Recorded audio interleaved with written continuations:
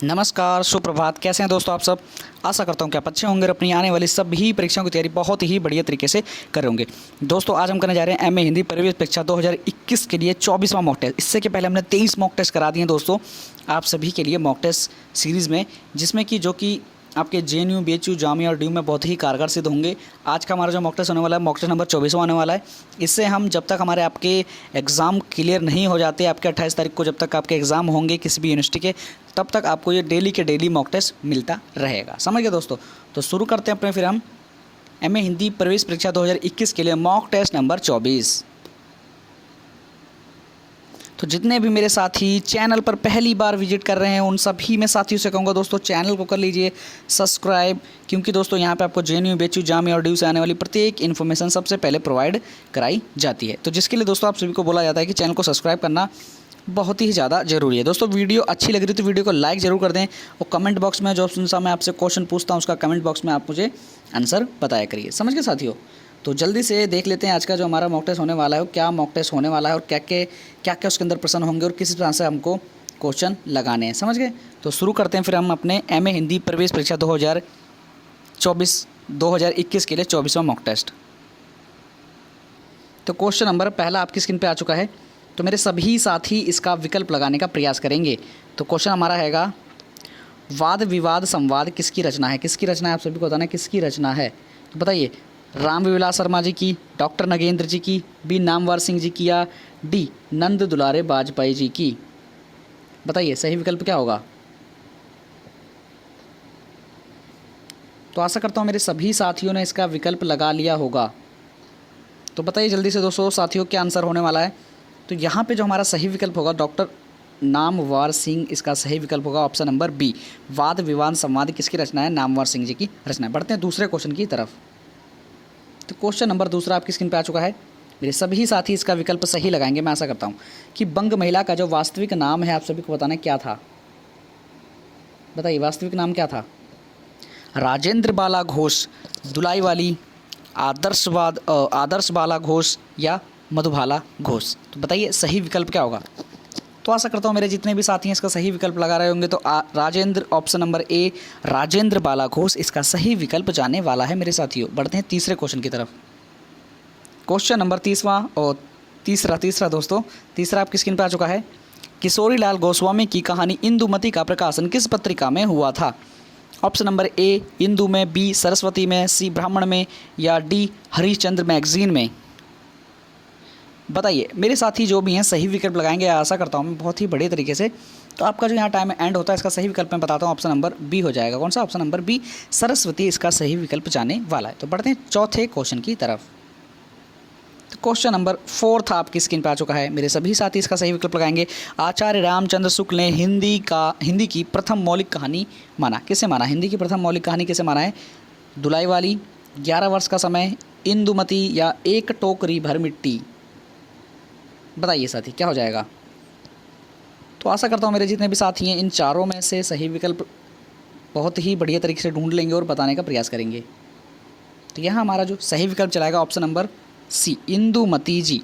आचार्य रामचंद्र शुक्ल ने हिंदी की प्रथम मौलिक कहानी किसे माना, इंदुमती को माना है। बढ़ते हैं अपने 5वें क्वेश्चन की तरफ। तो क्वेश्चन नंबर 5 आपकी स्क्रीन पर आ चुका है। निम्नलिखित में से किस कहानी पर शेक्सपियर टेम्पेस्ट की छाप सिद्ध हो चुकी है। बताइए इंदुमती पर, दुलाईवाला पर, रानी केतकी की कहानी उसने कहा था। बताइए सही विकल्प बताने का प्रयास करिए मेरे साथियों जल्दी से, बहुत ही बढ़िया तरीके से बताइए क्या आंसर होने वाला है 5वें का। तो आशा करता हूँ मेरे सभी साथी बता देंगे कि किस कहानी पर शेक्सपियर के टेम्पेस्ट की छाप सिद्ध हुई है, किस पे सिद्ध हुई है, आप जल्दी बताइए। ऑप्शन नंबर डी उसने कहा था इसका सही विकल्प होने वाला है मेरे साथियों, ऑप्शन नंबर डी। बढ़ते हैं अपने फिर हम छठे क्वेश्चन की तरफ। क्वेश्चन नंबर 6 आपकी स्क्रीन पर आ चुका है मेरे साथियों। आधुनिक हिंदी साहित्य की सर्वाधिक लोकप्रिय विधा बताइए कौन सी है। कहानी, कविता, उपन्यास या नाटक। आशा करता हूँ कि मेरे सभी साथी इसका सही विकल्प बताएंगे। तो आशा करता हूँ आप सभी ने इसका विकल्प लगा लिया होगा। तो ऑप्शन नंबर ए कहानी इसका सही विकल्प चला जाएगा। आधुनिक हिंदी साहित्य की जो सर्वाधिक लोकप्रिय विधा है जो कहानी है, समझ गए, इसका ऑप्शन नंबर ए हमारा सही चला जाएगा। बढ़ते हैं 7वें क्वेश्चन की तरफ। क्वेश्चन नंबर 7वां आपकी स्क्रीन पे आ चुका है। पराधीनता के विरुद्ध संघर्ष की प्रतीकात्मक कौन सी कहानी कौन सी है बताइए। पूस की रात, कफन, नमक का दरोगा, दो बैलों की कथा। बताइए दोस्तों सही विकल्प क्या होने वाला है। तो मेरे साथी इसका विकल्प बहुत ही शानदार तरीके से लगा देंगे, इतना मैं आशा करता हूँ। तो इसका 7वें का जो हमारा सही विकल्प चलेगा, हमारा चलेगा ऑप्शन नंबर डी, दो बैलों की कथा। आप सभी से दोस्तों मैं एक और क्वेश्चन करना चाहता हूँ इसमें कि आखिर पूस की रात, नमक का दरोगा और हमारा ये कफन, दो बैलों की कथा आखिर है किसकी, क्या है किसकी, सभी को याद रखना है। समझ गए, प्रेमचंद्र जी, समझ गए, प्रेमचंद्र जी इसका सही विकल्प होने वाला है। समझा, प्रेमचंद्र जी, समझ गए इन सभी का। बढ़ते हैं 8वें क्वेश्चन की तरफ। तो क्वेश्चन नंबर 8वां आपकी स्क्रीन पर आ चुका है। आधुनिक हिंदी कहानी का आरंभ सरस्वती पत्रिका से सन 1900 ईस्वी में प्रकाशित अंक की किस कहानी से माना जाता है बताइए। इंदुमती से, नसीतोपाख्यान से, रानीकेत की कहानी से या यमलोक की यात्रा से। बताइए सही विकल्प क्या होगा। तो मेरे जितने भी साथी हैं इसका सही विकल्प लगाएंगे, मैं आशा करता हूँ। तो हमारा ऑप्शन नंबर ए इसका सही विकल्प चलाएगा, इंदुमती इसका सही विकल्प होने वाला है कि आधुनिक हिंदी कहानी का जो आरंभ है सरस्वती पत्रिका से 19वीं ईस्वी में प्रकाशित किसमें, इंदुमती कहानी से माना जाता है। बढ़ते हैं अपने फिर हम 9वें क्वेश्चन की तरफ। तो क्वेश्चन 9वां आपकी स्क्रीन पर आ चुका है।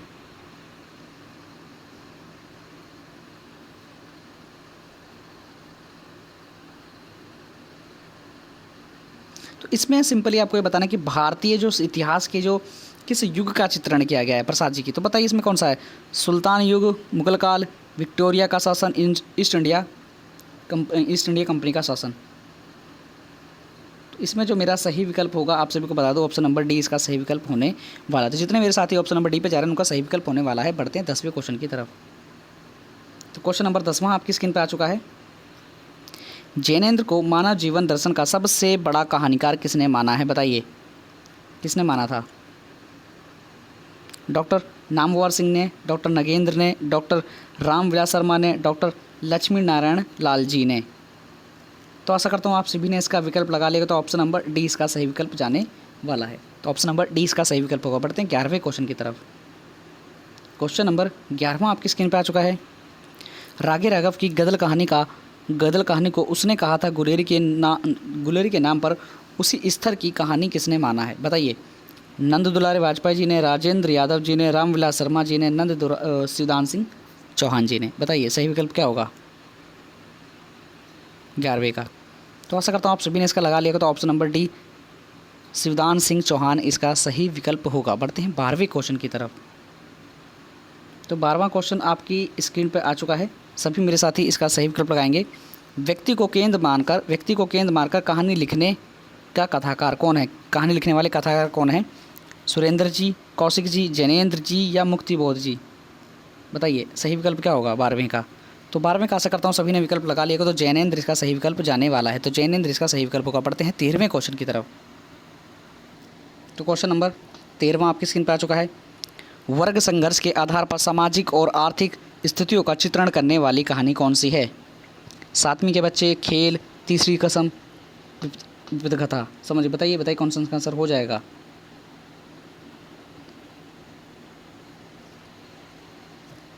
तो 13वें का जो हमारा सही विकल्प चलाएगा ऑप्शन नंबर ए पे चलाएगा, 7वीं के बच्चे इसका सही विकल्प होगा। बढ़ते हैं फिर अपने 14वें क्वेश्चन की तरफ। क्वेश्चन नंबर 14वां आपकी स्क्रीन पर आ चुका है। प्रेमचंद्र की वह कहानी जो इटली के महान देशभक्त मेजनी को केंद्रित करके लिखी गई है। बताइए क्या होगा इसका सही विकल्प। ए स्वजवतन, बी संसारिक प्रेम और देश प्रेम, बी सी बलिदान या डी आत्माराम। तो आशा करता हूँ मेरे सभी साथी इसका विकल्प लगा लिए होंगे। तो 14वें का जो हमारा सही विकल्प चलाएगा ऑप्शन नंबर बी पे चलाएगा। कौन सा, ऑप्शन नंबर बी संसारिक प्रेम और देश प्रेम इसका सही विकल्प होने वाला है। तो बढ़ते हैं 15वें क्वेश्चन की तरफ। क्वेश्चन नंबर 15 आपकी स्क्रीन पर आ चुका है मेरे साथियों। मनोवैज्ञानिक पृष्ठभूमि पर मन की शंकाओं और समस्याओं का विश्लेषण करती कहानी कौन सी है बताइए। सन्यासी, हार की जीत, प्राश्चित, दो चिड़िया। बताइए क्या आंसर होने वाला है यहाँ पर। तो आशा करता हूँ मेरे सभी साथी इसका विकल्प लगा लिए होंगे। तो ऑप्शन नंबर डी, 2 चिड़ियाँ इसका सही विकल्प होगा। बढ़ते हैं 16वें क्वेश्चन की तरफ। क्वेश्चन नंबर 16वां आपकी स्क्रीन पर आ चुका है। शिव प्रसाद सिंह की कहानी दादी माँ से नई कहानी का आरंभ किसने माना है, बताइए। डॉक्टर शिवदान सिंह चौहान जी ने, डॉक्टर श्रीवास्तव जी ने, डॉक्टर नामवर सिंह ने, डॉक्टर रामविलास शर्मा जी ने। बताइए सही विकल्प क्या होगा यहाँ पर। तो आशा करता हूँ मेरे सभी साथी इसका विकल्प लगा लिए होंगे। तो option number C, doctor Namvar Singh इसका सही विकल्प जाने वाला है। शिव प्रसाद सिंह की जो कहानी है दादी माँ से ही नई कहानी का जो आरंभ माना था, किसने माना था, डॉक्टर नामवर सिंह जी ने माना था। बढ़ते हैं 17वें क्वेश्चन की तरफ। तो यहाँ आपका 17वां क्वेश्चन आ चुका है। सही विकल्प लगाने का प्रयास करिए। भाषा पर कबीर का ज़बरदस्त अधिकार था, वे वाणी के डिक्टेटर थे, किसने कहा था, बताइए। ये कथन किसका है। आचार्य रामचंद्र शुक्ल जी का, नागार्जुन जी का, हरिहर प्रसाद द्विवेदी जी का, या डॉक्टर निराला जी का, बताइए।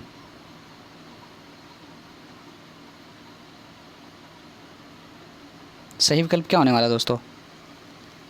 7वें का जो हमारे यहाँ सही विकल्प होगा दोस्तों, हजारी प्रसाद द्विवेदी इसका सही विकल्प होगा। भाषा पर कबीर का ज़बरदस्त अधिकार था, वे वाणी के डिक्टेटर थे। तो ये किसने कहा था, हमारा हजारी प्रसाद द्विवेदी जी ने कहा था। आप सभी को याद होना चाहिए, कौन सा, हजारी प्रसाद द्विवेदी जी। बढ़ते हैं 18वें क्वेश्चन की तरफ। क्वेश्चन नंबर 18वां आपकी स्क्रीन पर आ चुका है। पराजय के बाद व्यक्ति या तो अपनी आध्यात्मिक श्रेष्ठता दिखाना चाहता है, या अथवा विलास में डूबकर पराजय को भूल जाना चाहता है। भक्ति आंदोलन का स्रोत पहली मनोवृत्ति है। ये कथन किसका है, आप सभी को बताना है।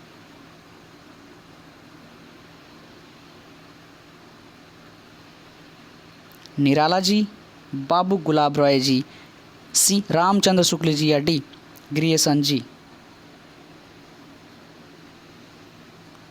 तो आशा करता हूँ मेरे सभी साथी इसका विकल्प लगा लिए होंगे। ऑप्शन नंबर बी, पराजय के बाद व्यक्ति या तो अपनी आध्यात्मिक श्रेष्ठता दिखाना चाहता है, अथवा विलास में डूबकर पराजय को भूल जाना चाहता है। भक्ति आंदोलन का स्रोत पहली मनोवृत्ति है। ये किसका है, बाबू गुलाब राय जी का कथन है। समझ गए। तो बढ़ते हैं अपने 20वें क्वेश्चन की तरफ। यहाँ आपका 19वां क्वेश्चन शुरू होता है दोस्तों। 19वां क्वेश्चन था अगला आपका। तो बताइए सही विकल्प क्या होगा। बुद्ध देव के बाद भारत के सर्वाधिक बड़े लोकनायक तुलसीदास हैं, ये किसने कहा था। बहुत ही फास्टेड यहाँ सॉल्यूशन हो रहा है दोस्तों आप सभी का। समझ गए। 30 क्वेश्चन कराए जाएंगे आपके आज के मॉक टेस्ट में। 30 के प्रश्नों के उत्तर आपसे मैं चाहता हूँ। इतनी मेहनत मैं आपके लिए कर रहा हूँ, तो इतनी सी मेहनत आप मेरे लेकर लीजिए। केवल कमेंट बॉक्स में सारा का सारा जो डिटेल में पूछूँ वो बता दिया करिए। तो George Grierson Dwivedi ji, doctor Ram Kumar Verma जी, श्याम सुंदर Das ji, option number D में।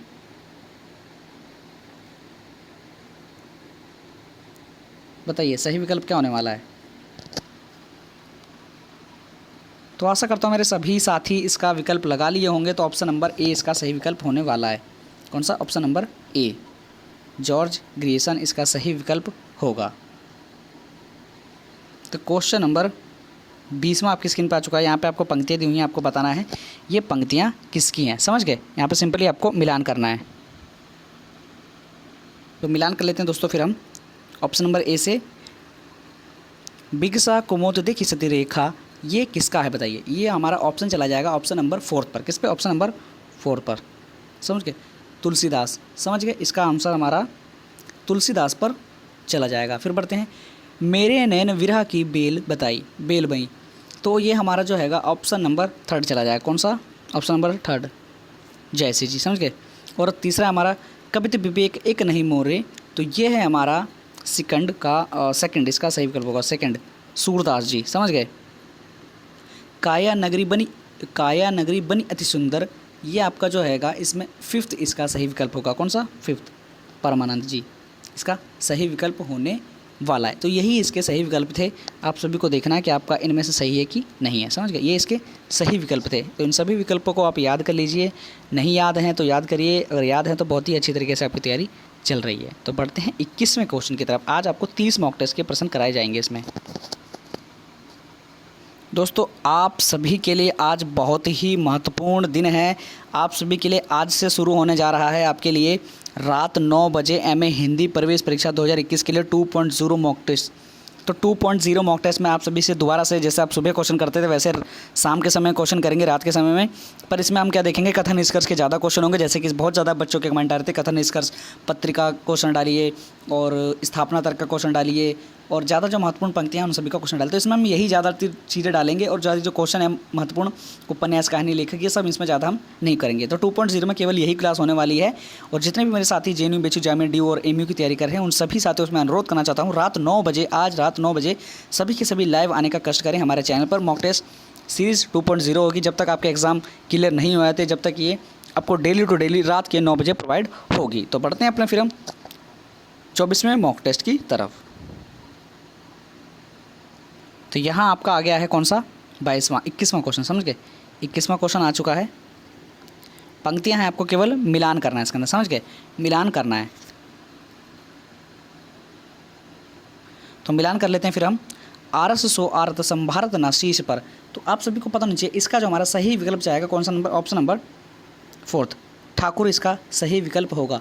आली हो तो गई जमुना जल को, आली हो तो गई जमुना जल को, ये आपका बी का हो जाएगा ऑप्शन नंबर 5, समझ गए, 5 आलम जी, समझ गए। जाथल कीने बिहार अनेकन अनेकन, तो इसका जो हमारा सही विकल्प होगा ऑप्शन नंबर 3 हो जाएगा, कौन सा, मंडन, समझ गए। वो देखते हैं अगला कौन सा है, वा निर्मोहिनी रूप की रसी, वा निर्मोहिनी रूप की रसी, जो डी है हमारा, इसका सही विकल्प जाने वाला है option number A, Ghananand, first इसका सही विकल्प होगा। तो ये सभी इसके सही विकल्प थे। आप सभी को मिलान करना है और देखना है आपके कितने इसके अंदर सही विकल्प जाने वाले हैं। तो बहुत ही फास्टेस्ट सॉल्यूशन इसमें कराया जा रहा है आप सभी को दोस्तों। मैं बता रहा हूँ उसमें बहुत ही अच्छे से आपको प्रश्न कराए जा रहे हैं। जितनी मेहनत आप सभी के लिए कर रहा हूँ उतनी मेहनत आप भी करिए। और वीडियो को दोस्तों लाइक तो ज़रूर करिए और चैनल पे नए हैं तो चैनल को सब्सक्राइब तो दोस्तों करना बहुत ही ज़्यादा ज़रूरी है। मेरे जितने ऐसे साथी हैं कि मॉक टेस्ट करते हैं पर उन्होंने चैनल को सब्सक्राइब नहीं किया, तो मैं दोस्तों उन सभी से विनती करना चाहता हूँ, दोस्तों चैनल को सब्सक्राइब कर लीजिए। आपको इसमें घाटा नहीं है कि आपके पैसे लग जाएंगे और ना तो मुझे इसके अंदर कुछ पैसे मिल जाएंगे, बस एक मुझे मोटिवेशन मिलता है आपको वीडियो कराने का, क्वेश्चन कराने का, कि हाँ मेरी कोई वीडियो देखता है, बच्चों को पसंद आती है, अच्छे क्वेश्चन लगते हैं उन्हें, तो तभी वीडियो को लाइक करते हैं, समझ गए। तो बढ़ते हैं फिर अगले क्वेश्चन की तरफ। तो नेक्स्ट क्वेश्चन दोस्तों आपका 22वां आना था। तो 22वें क्वेश्चन में कुछ डिफिकल्टी आ गई है उसमें ऑप्शन की, तो इसलिए हमने 23वां क्वेश्चन आपके लिए लगा दिया। तो आप यहाँ पर 29 क्वेश्चन आपको मिलेंगे, क्या मतलब 30 क्वेश्चन थे, तो 30 में से 29 क्वेश्चन आपको आज करने हैं। तो बताइए इसका सही विकल्प क्या होने वाला है। किसका संबंध सुमित्रानंदन पंथ से है, बताइए। प्रकृति से, आनंदवाद से, छायावाद से, अरविंद दर्शन से, बताइए सही विकल्प क्या होगा।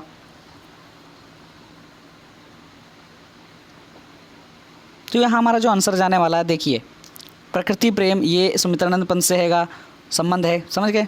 किसका संबंध, कवि सुमित्रानंद पंथ से, तो प्रकृति प्रेम, छायावाद और आनंदवाद, ये सभी का संबंध है। तो ऑप्शन नंबर 20 का सही विकल्प जाने वाला। तो ऐसे आपको मिलान करने थे, ऐसे इसके अंदर आपको जो सही विकल्प थे उसको चूज़ करके इसके अंदर पॉइंटों में धरना था, ABCD में, समझ गए। तो बढ़ते हैं फिर हम नेक्स्ट क्वेश्चन की तरफ। तो क्वेश्चन नंबर 24वां आपकी स्क्रीन पर आ चुका है। आप सभी को सही विकल्प लगाने का प्रयास करना है इसके अंदर। कौन कौन जनवादी कवि हैं, बताइए। धूमिल जी, धर्मवीर भारती जी, कुंवर नारायण जी और कुमार विकल जी। तो इसका सही विकल्प बताइए क्या हो जाएगा। जैसे मैंने ऊपर आपको कराया वैसे ही यहाँ पे करना है। ऑप्शन दिए गए हैं आपको, बताइए क्या इसका विकल्प होने वाला है मेरे साथियों। तो जितने भी मेरे साथी ये वीडियो देख रहे हैं, आशा करता हूँ सभी ने इसका विकल्प लगा लिया। तो ऑप्शन नंबर डी, समझ गए। तो इसमें धूमिल जी हो जाएगा, समझ गए, और हमारा धर्मवीर भारती जी हो जाएगा और कुंवर नारायण जी हो जाएगा। पर कुमार विकल जो है इसके अंदर जनवादी कवि ये नहीं है, समझ गए। बढ़ते हैं फिर अपने हम 25वें क्वेश्चन की तरफ। 25वां क्वेश्चन दोस्तों आप सभी की डिमांड पर स्थापना और तर्क के क्वेश्चन इसमें दिए गए हैं। इससे अधिक जो क्वेश्चन है ना, केवल स्थापना तर्क, केवल जो यही प्रश्न होंगे केवल आपके जो एग्जाम के लिए इंपॉर्टेंट होंगे, जैसे स्थापना तर्क, कथन निष्कर्ष, पंक्तियाँ, कथन, ये सभी आपके 2.0 में मिलेंगे। सभी के सभी 2.0 में रात 9 बजे आ जाना, समझ गए। चाहे उसके अंदर आपको 10 प्रश्न कराए जाएँ, 20 प्रश्न कराए जाएँ, पर बहुत ही ज़्यादा महत्वपूर्ण होंगे। तो स्थापना देख लिया आपकी कितनी देर से स्क्रीन पर आ रही थी। स्थापना आपका इतिहास मानव प्रवृत्ति का अंतःसिर है और आपका बी है, इसलिए इतिहास को साहित्यिक अभिव्यक्तियों और अभिव्यक्ति का श्रेष्ठ उपजीव माना जाता है। तो बताइए ए सही, आर गलत। और इसमें जैसे हम देखते हैं कि स्थापना तर्क में से कौन सा सही और कौन सा गलत है। तो जितने मेरे साथी देख रहे हैं कि इसमें जो सही विकल्प होने वाला है, तो आप सभी को मैं बता दूं,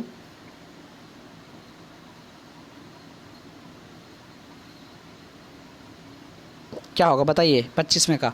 तो हमारा यहाँ पे ऑप्शन नंबर डी हो जाएगा। कौन सा? Option number D. इसमें स्थापना जो है ना, स्थापना एकदम गलत है, समझ गए। और जो तर्क दिया गया है ये ठीक है, तर्क ठीक है, पर स्थापना इसके अंदर गलत है। बढ़ते हैं फिर हम 26वें क्वेश्चन की तरफ। तो क्वेश्चन नंबर 26वां आपकी स्क्रीन पे आ चुका है। मेरे सभी साथी इसका सही विकल्प लगाने का प्रयास करेंगे, आशा करता हूँ। तो स्थापना आपकी आचार्य शुक्ल के अनुसार काव्य का अभ्यंतर स्वरूप या आत्मा भाव, रस और अलंकार है।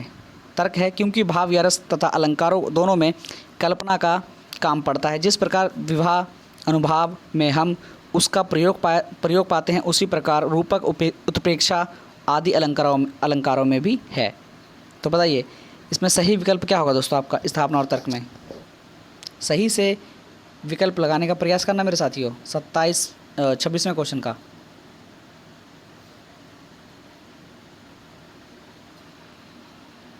तो आशा करता हूँ मेरे सभी साथी इसका विकल्प लगा लिए होंगे।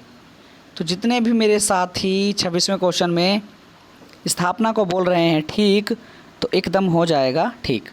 स्थापना ठीक है, जितने मेरे साथी बोल रहे हैं तर्क को ठीक, तो तर्क भी ठीक हो जाएगा। तो इसमें हमारा स्थापना और तर्क दोनों ठीक हैं, समझ गए।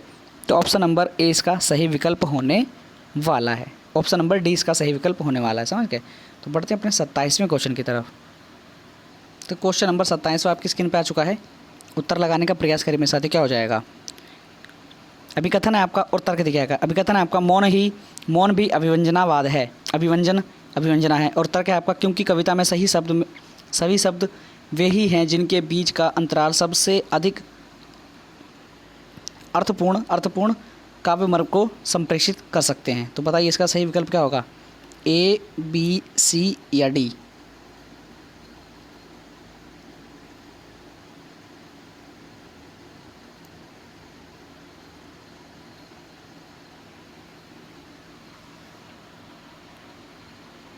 तो जितने भी मेरे साथी इसके अंदर अभिकथन को सही बोल रहे हैं तो एकदम गलत हो जाएगा।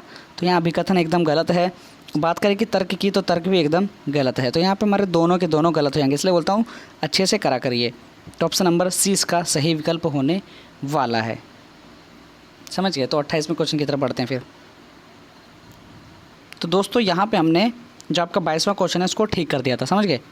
22वें क्वेश्चन को ठीक करके सही से लगा दिया है। तो गौणी संप्रदाय, राधा वल्लभ संप्रदाय, शक्य संप्रदाय और माधव संप्रदाय का आपको इनके साथ मिलान करना है, समझ गए।